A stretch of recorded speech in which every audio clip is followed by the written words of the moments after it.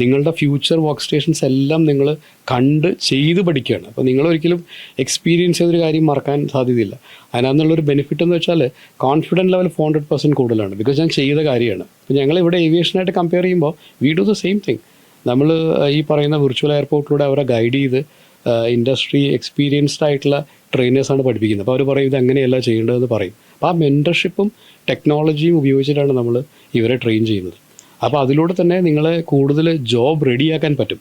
ഇൻഡസ്ട്രിക്ക് വേണ്ടി റെഡിയാക്കുമ്പോൾ നമ്മൾ ചെയ്യേണ്ടത് ഒന്ന് ഇൻഡസ്ട്രി ഇൻ്റഗ്രേറ്റഡ് സ്കില്ലിംഗ് ആണ്. പിന്നെ ഉള്ളത് കമ്മ്യൂണിക്കേഷൻ സ്കിൽ. അതിന് നമുക്ക് നിങ്ങളെ ഹെൽപ്പ് ചെയ്യാൻ പറ്റും. ഒരു AI ആപ്ലിക്കേഷൻ നമ്മൾ കുട്ടികൾക്ക് കൊടുക്കുന്നു ഡെവലപ്പ് ചെയ്യാൻ വേണ്ടിയിട്ട്. ഇൻ്റർവ്യൂ സ്കിൽസ് നമ്മൾ പ്രിപ്പയർ ചെയ്യും. ഗ്രൂപ്പ് ഡിസ്കഷനിൽ എന്തൊക്കെ പോസിബിൾ ക്വസ്റ്റ്യൻസ് വരാം, അല്ലെങ്കിൽ ഇൻ്റർവ്യൂർ എന്താണ് പോസിബിളായിട്ട് ചോദിക്കാമെന്ന കാര്യങ്ങൾ അവരെ ഗൈഡ് ചെയ്യാൻ പറ്റും.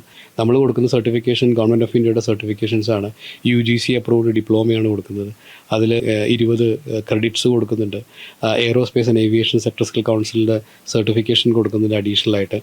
ഇതെല്ലാം കൊടുക്കുമ്പോഴും നമ്മൾ ഇയാളെ നാളെ എങ്ങനെ പ്ലേസ് ചെയ്യാം, എങ്ങനെ ഒരു ഇൻ്റർവ്യൂവിനെ ഫേസ് ചെയ്യാം എന്നുള്ളൊരു ട്രെയിനിങ് കൂടി കൊടുത്തിട്ടാണ് നമ്മൾ ചെയ്യുന്നത്.